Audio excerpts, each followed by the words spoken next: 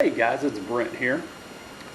Um, Been a while since I've done a video, so I had a couple things I thought might be interesting to share. I don't know.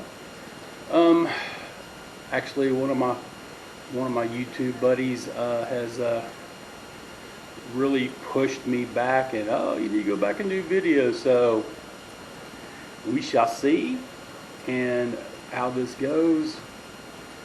So like I said, I just got a few things that I thought would be worth talking about, and hopefully I'm not going to turn this into a rant or too much of a ramble. I'll try to keep the time down as much as possible. But I wanted to kind of start off with last night we played an in-person game of D&D 2nd edition, and this was the first in-person game my group has played with us together since before COVID. So we had an opportunity, we jumped on it. Unfortunately, it was just 3 of us, but you know what? That's okay. And I got to play an edition I've never played before. I've never played 2nd edition, never rolled the character up. I have the PDFs, but I've never really looked too much about it. A little bit of history about me and my RPG run is I started playing 1984, 1985-ish with 1st edition, right in the middle of the Satanic Panic. Quick, funny story about that very thing. We're in the middle of the Satanic Panic, D&D's of the devil and witchcraft and blah, blah, blah, blah, blah, blah. 84, 85, I am actually attending a private Christian school. Okay? I'm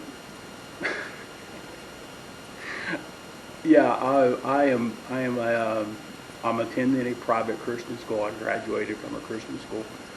And the person that taught us how to play D&D was the preacher's son. So that whole PK theory holds true a lot of the time. And he actually taught us how to play D&D, and it kind of just blew up from there and continued to play. I played 1st edition and until after I got out of the Air Force. So like probably 1990 was like the end run of my D&D days, and then I really didn't pick D&D back up again until my son's 12th birthday. I was looking for a birthday gift. I walked into a local game store, and they had the 4th edition starter box. I'm like, oh, D&D, that would be cool. So I bought it for my son. He loved it. I started running it for him and his friends and my daughter, and they still play today. So that's what, 2009-ish? Yeah, 2009, because he was born in 97.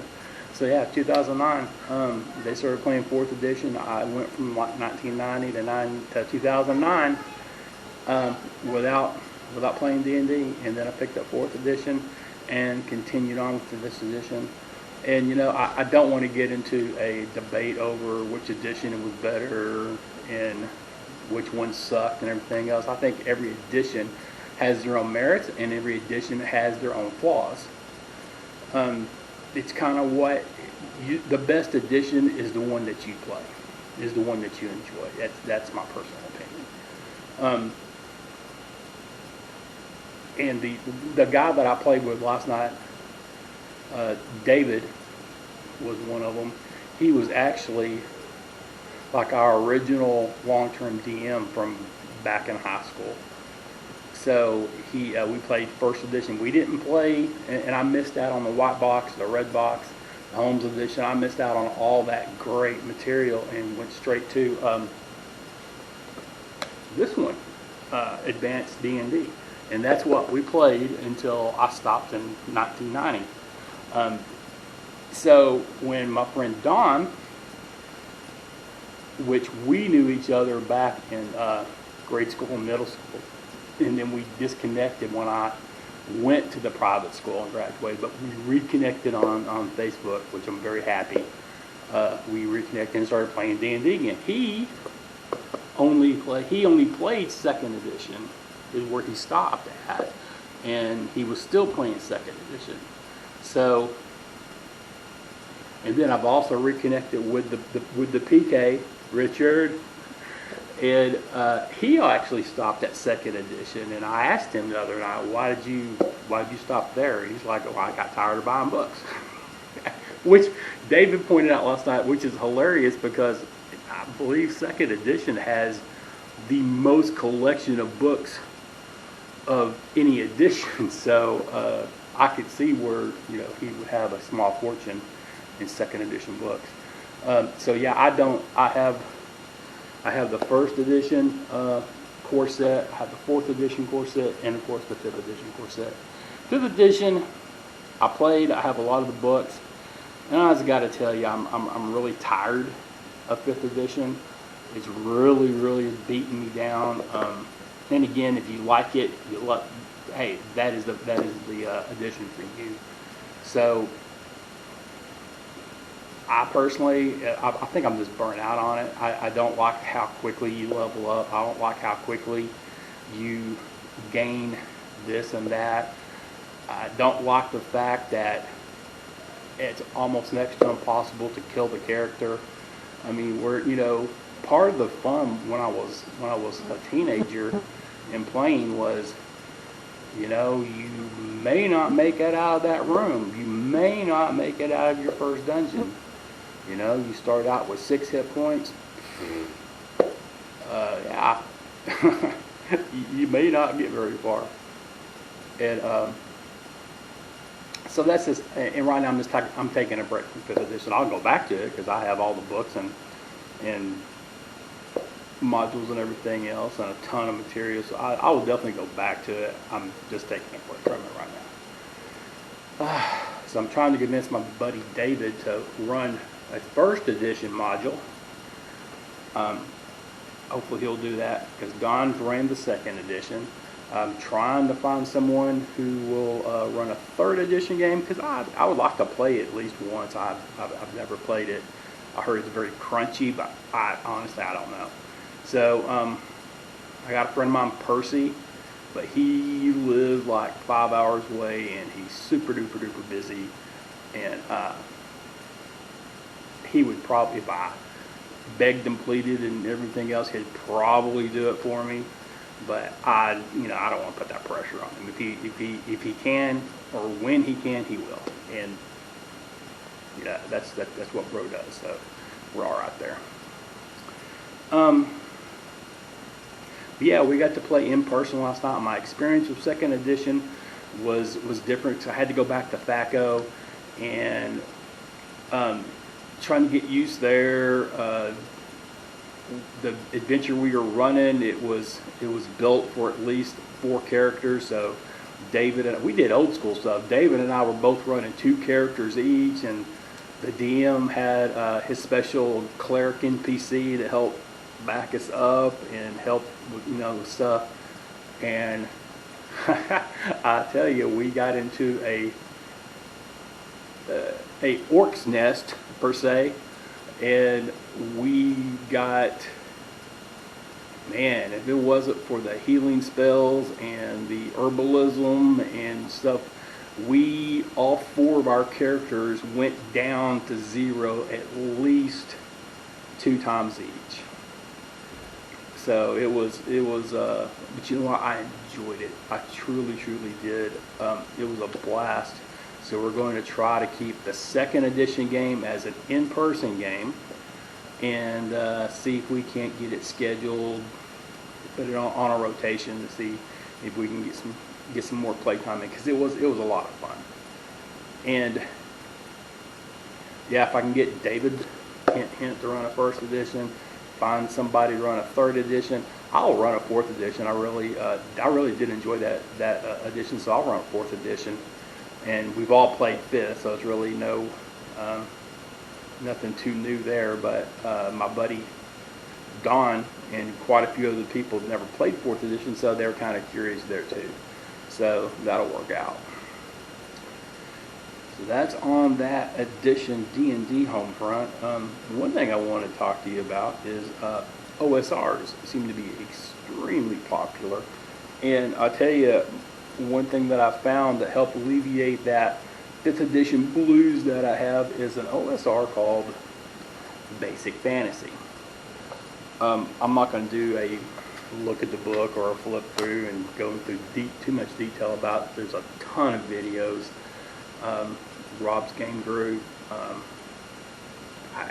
gosh, just type in Basic Fantasy on YouTube and you'll find tons of people.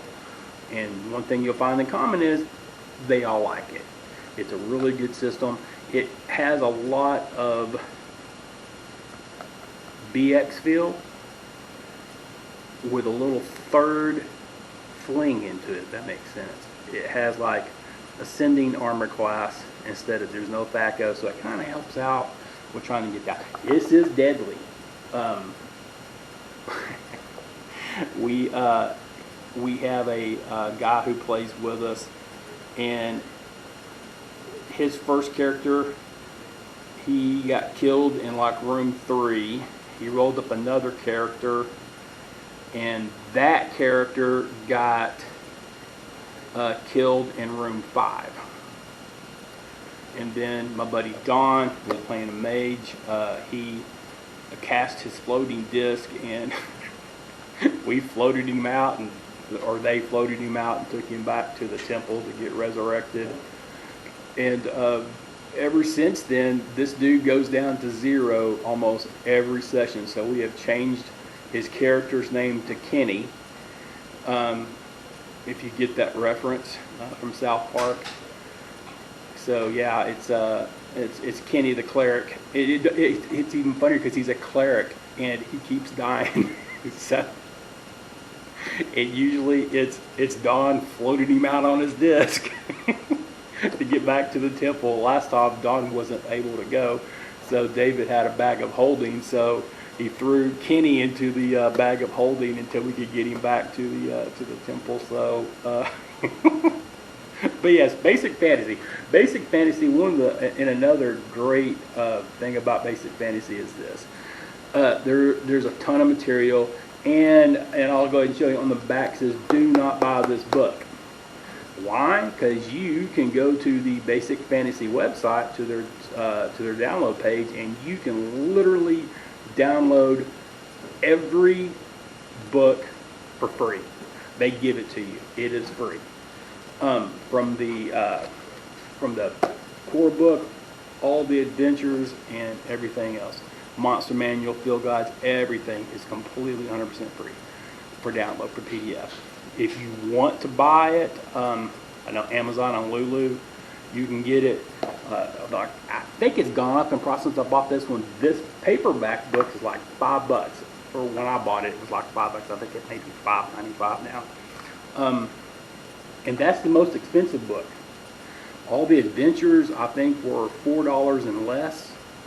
I mean, you almost can literally buy on Amazon every Basic Fantasy book they have in print for less than a D&D core book.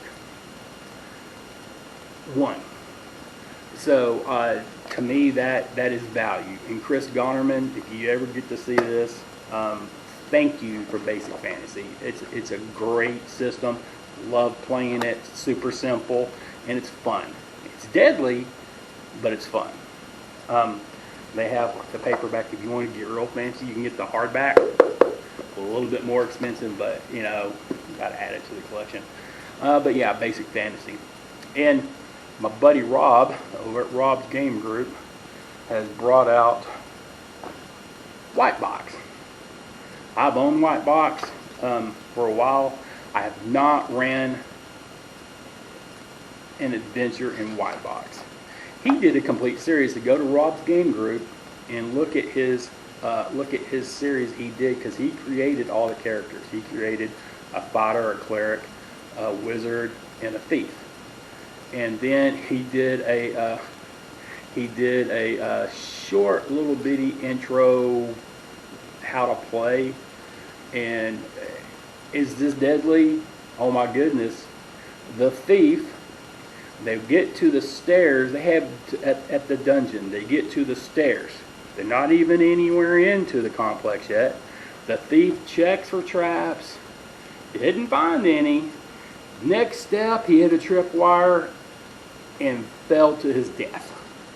So he took like a step and a half into this dungeon and was dead. So, yes, White Box can be deadly. It is also super simple rules. One thing I like about White Box is they also have what is called Operation White Box, which is based on World War II. And then if you like the sci-fi, they also have White Star. Now, one thing that I started to do, and it fizzled out because of timing and stuff like that, but I started with an Operation White Box of World War II, and they were raiding a Nazi lab because the Nazis were trying to get magic items and stuff like that. They were hearing about.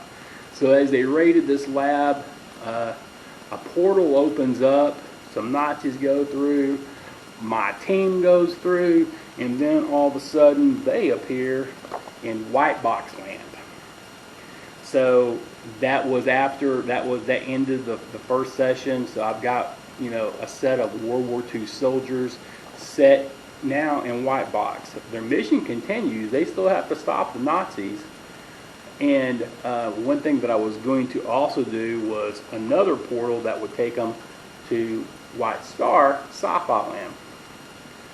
Again, it fizzled out for different reasons. I would love to get it going back, especially after watching Rob's stuff with the White Box. I think it sounds like a lot of fun. And the players that I had really did like a couple that had to drop out, and it was just, again, time.